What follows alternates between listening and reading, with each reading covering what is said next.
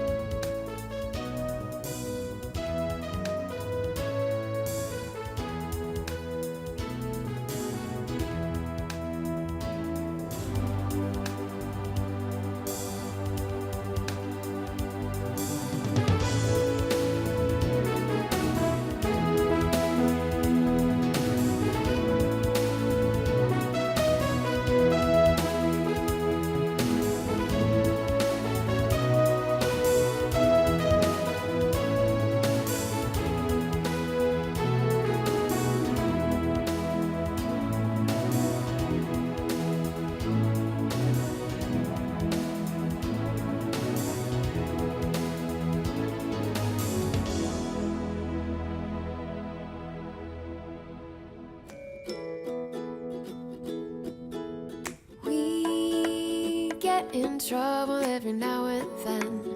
Everybody needs a friend, someone who can help you out. Life isn't easy, it's a bumpy ride, hard to take it all in stride.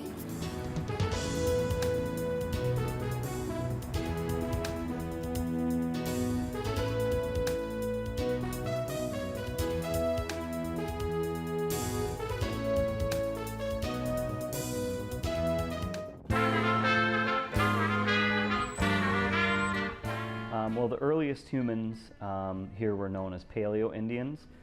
These populations moved into the area after the glaciers receded about 12,000 years ago, and they were small nomadic groups, and they were following herds of prey animals. And then by the time the Europeans arrived, it was mainly Potawatomi and Menominee tribes.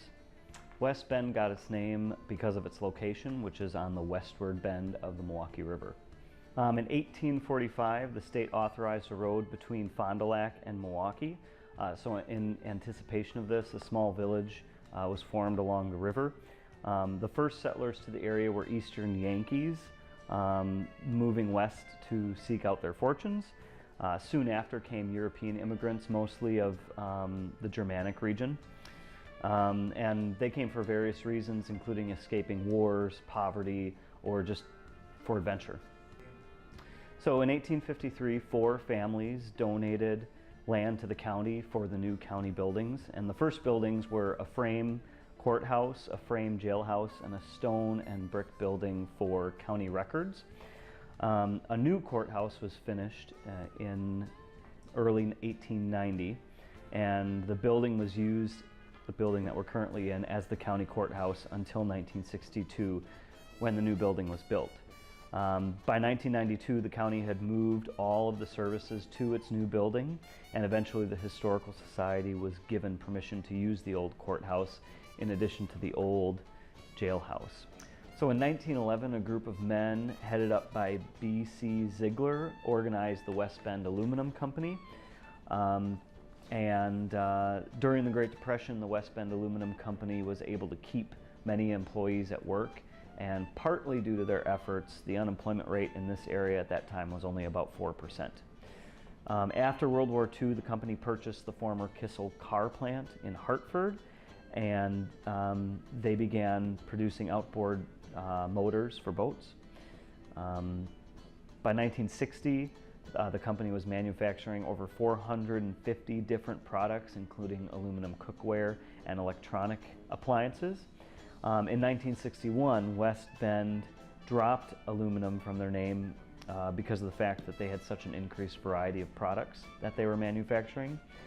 In 1968, the company merged with Rexall Drug and Chemical Company, and they would become Dart Industries.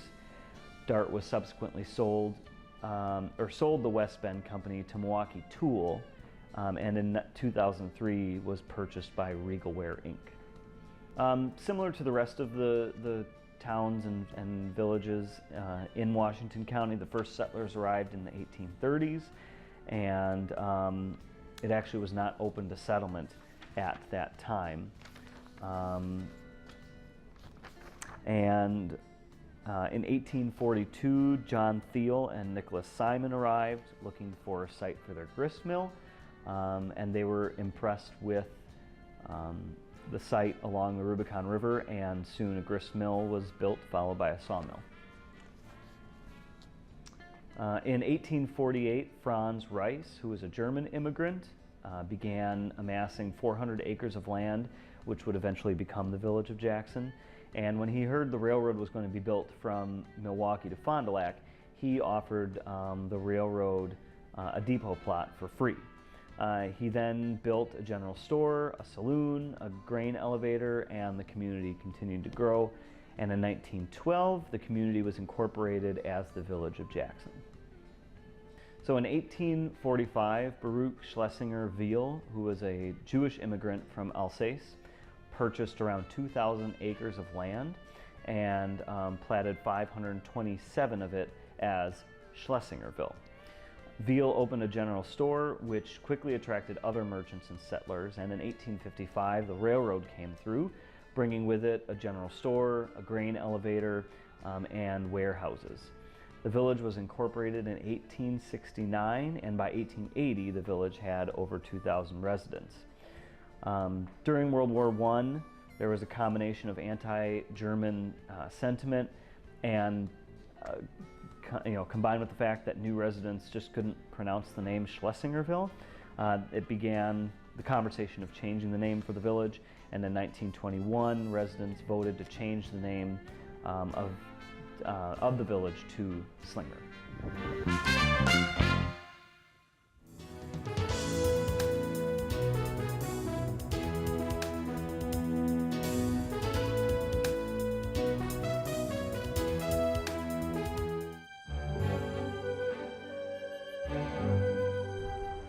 The theater was built in 1929 during the period between First World War and Second World War, and we kind of know what was going on then.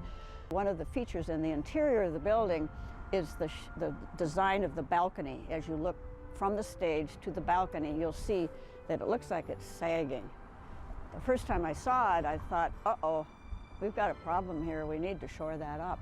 And the architect who was guiding us through the building at the time said, no, that is a feature that's quite state-of-the-art and quite expensive at the time. It's called a dish balcony. So as you look at it, you see the people in the balcony who are quite close to the stage in this small building have an intimate connection to the stage, both acoustically and physically. And it's also dished as it goes back. So it's quite a very nice experience for patrons to enjoy the stage or whatever is going to be on there in the future. The designers was a firm out of Chicago. It was Graven and Major is the name of the firm. They had a long history of making a lot of these Art Deco theaters really around the country. There was the Midwest and the South, really pretty much the whole central part of the United States. They made a lot of these theaters. A lot of them, this is the smallest one they made. A lot of them are a lot larger than this. And they designed it with the idea of making this a deco space similar to the major movie houses, what they used to call movie palaces. The first thing I think about of a building that still has its historic features is that it's in downtown on a street that's lively with people.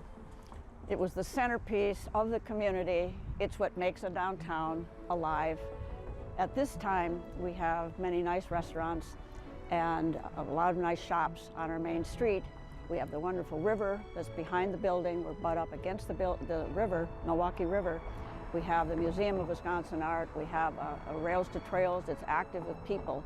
So now we have this building that is a state-of-the-art at the time Art Deco design. And as you go in the theater, into the building, you see all those features are still there.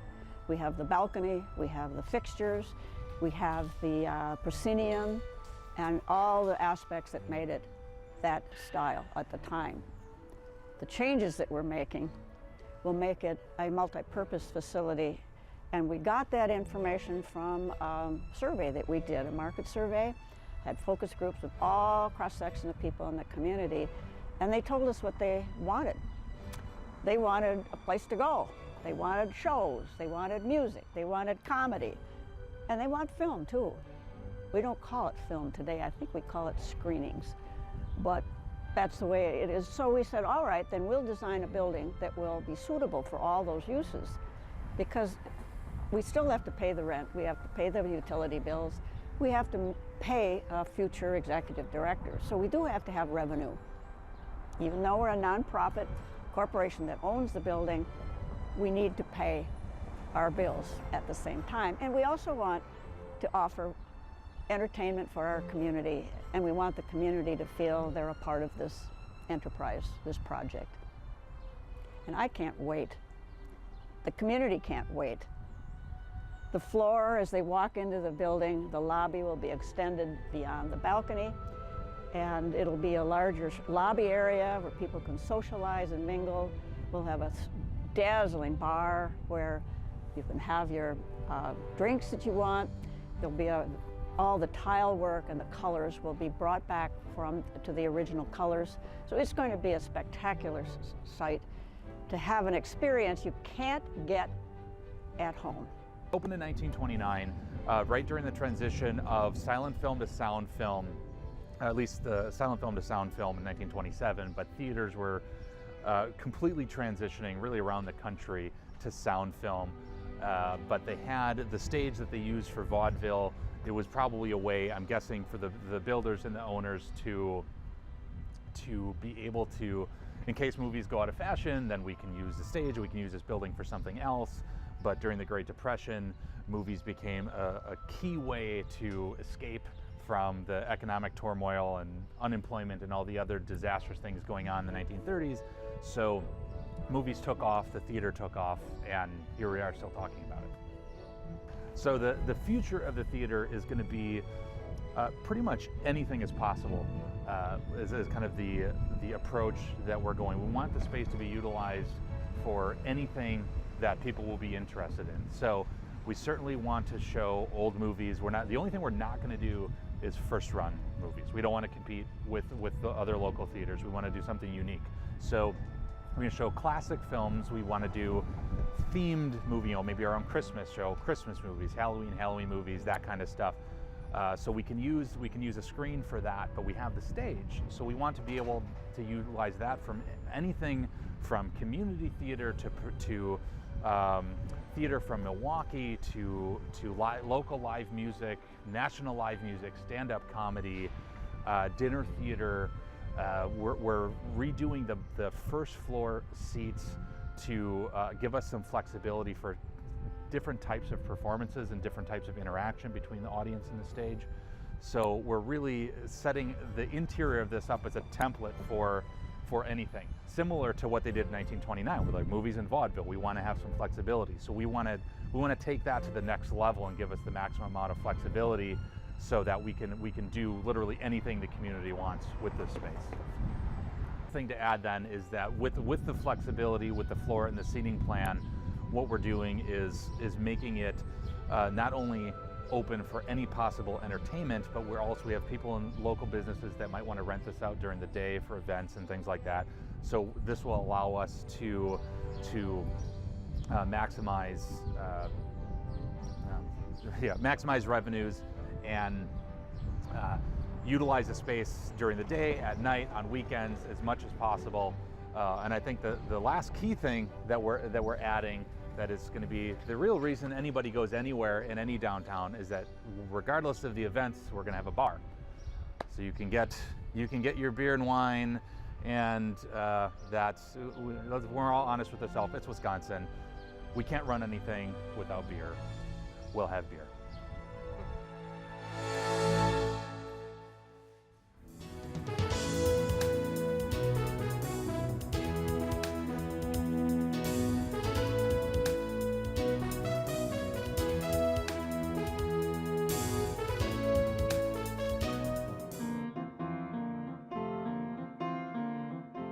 The first Washington County Fair was held in 1858. It was held in West Bend, where the current Fair Park Elementary School is now. And then it was there until about 1938 when it moved to Slinger. So in the beginning, the fair was all about showcasing agriculture and horticultural products and helping farmers improve that process. And then as it grew and the community became more interested, entertainment became a factor. Some things change and some things don't. You know, that the youth education has always been a huge component from the beginning all the way through till now. It's just that the entertainment has evolved over the course of the last 160 years. So it was a tight fit in Slinger, and it was there from 1938 until we moved to the current site, which is right off of Highway PV. In 1999, the first fair was held here. So this is our 20th year on these grounds. So one of the ideas behind moving to this fairgrounds was to utilize it for more than just the fair if the county was going to put the money into putting up new buildings and new grounds. So that was always the plan from the day that this was built. So we've been doing multiple events in here besides the fair since 1999. So over the course of a year, we host over 350 different events here. We do a lot of work with 4-H. They use the facility a lot. Beyond that, we have rental events that come in, such as dog shows, horse shows, trade shows, consumer shows, craft shows, weddings, proms. We even have a couple of circuses that come through here. You name it, there's probably an event we can do. And those would be rental ones. And then we also host, this year it'll be 8 of our own what we call signature events, which are events that we manage, organize, plan, and put on. And as far as the space that's used, it's all over the place. 2 months ago we had a circus here that was in the main pavilion building. And then about a month and a half ago we had an indoor carnival in the building that we're sitting in right now. So for event rentals that are done here, just to give a small bit of background, the grounds in the building are actually owned by the county. But we, the people that work here, are actually employees of the Washington County Agricultural and Industrial Society, or AIS for short, which is a 501c3 nonprofit. And we are in an operating agreement to run the grounds year round. So when somebody else approaches us and wants to host an event here, we have 2 different event coordinators that they contact that will work with them from step A all the way through the end of their event, helping them set it up, figure out the details, what the costs associated will be, and then we have on-site event support for them as well. So the entertainment aspect of the fair is a huge component, just as much as the egg side of things are and the exhibitors are. The big name entertainment is probably not going away anytime soon. It's one of the biggest draws for the fair, and we strive to continue to bring in the best names that we can possibly get every year.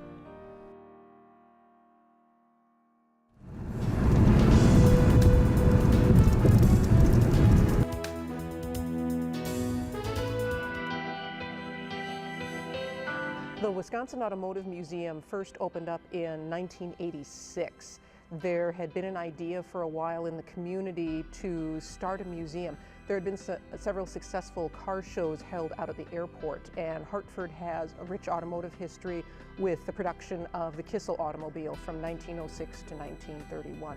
So eventually it came to fruition. The building we're in was the former Libby McNeil and Libby Cannery. At the very end, it was Seneca Foods, and when the cannery closed, the building sat idle for a while, but then it was donated to the organization that runs the museum. The Kissel Motor Car Company started out in 1906, and they ran through the 1931 model year. There were, at our best estimate right now, there were 26,000 Kissels made, which sounds like a lot, but when you spread that out over 25 years, that's a low production car. And Kissel was in business to make a high quality car. So they were not an inexpensive car at any stage of the game. The museum currently has 26 Kissels here. There are only around 130 to perhaps 150 complete Kissels left. So this is the most you will see under one roof anywhere in the world. And Kissel was well known for a high quality vehicle. Their vehicles tested well in hill climb contests that were conducted out in San Francisco. Kissel was involved with the production of the Ruxton automobile. That was an early front-wheel drive car that was near the end of their production. Kissel also made professional vehicles. They made fire trucks, they did taxi cabs, Freight trucks, we have a couple of those on exhibit here at the museum too. Kissel received an award in the mid-19-teens for their all-year coupe. At that time, people were having to decide, okay, are we going to do an open car? Are we going to do a closed car? And here in the upper Midwest, the open car might be fun, but it's not terribly practical a lot of times. And the side curtains, it's not like having a modern, modern enclosed car. So Kissel came up with the all-year car, where there was a removable top for the car, so you could have the best of both worlds. They did receive an award for that out on the East Coast, and they had a patent for it too, so they were well known for that. Kissel was known also for really being a custom-built, a hand-built car. You could have pretty much any color you wanted. The Kissel was also one of the cars of the stars in the 1920s. Some of the famous owners included Amelia Earhart. Her Kissel Speedster is on exhibit at the Forney Transportation Museum located in Colorado. Mary Pickford had a Kissel, Greta Garbo, Douglas Fairbanks. So it was, like I said, it was one of those cars of the stars.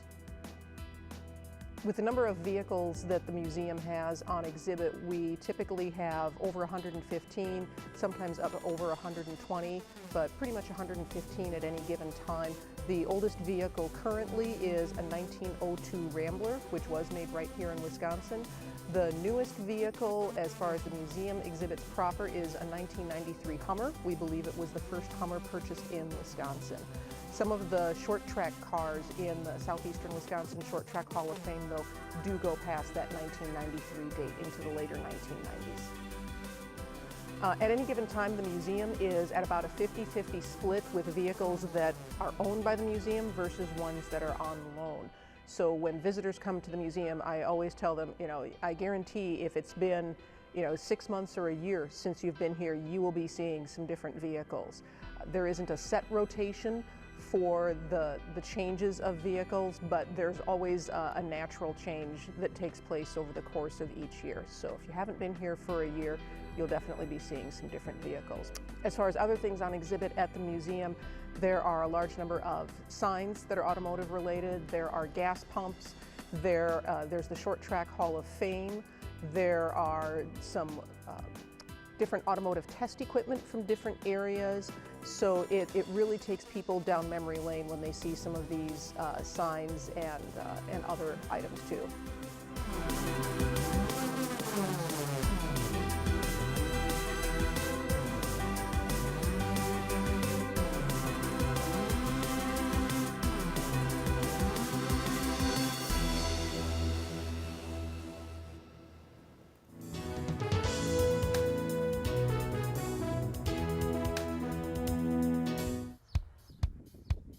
Regner Park has become a community place for recreational activities and events, the most notable being Enchantment in the Park, which is a display of thousands of beautiful lights during the winter holiday season, which benefits hungry families and nonprofits.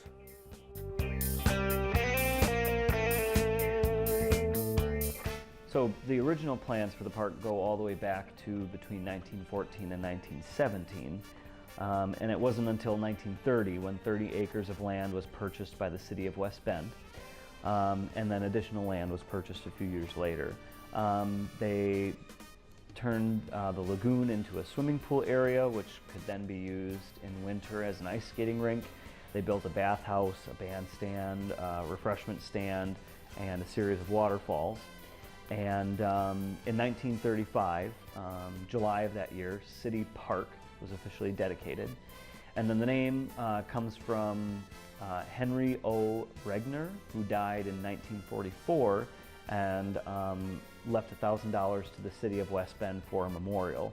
So in 1952, the City Council voted to designate City Park as the memorial to Regner and officially renamed the park to the Henry O. Regner Park.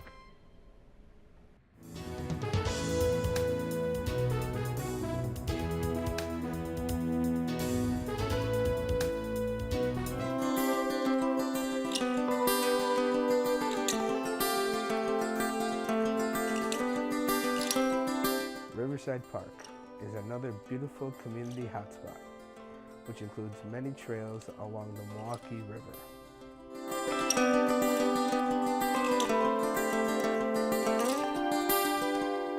In 1978, they made a number of improvements to it, which included an outdoor complex with tennis, basketball, volleyball courts, and a canoe launch. And in 2010, a disc golf course was added to Riverside Park.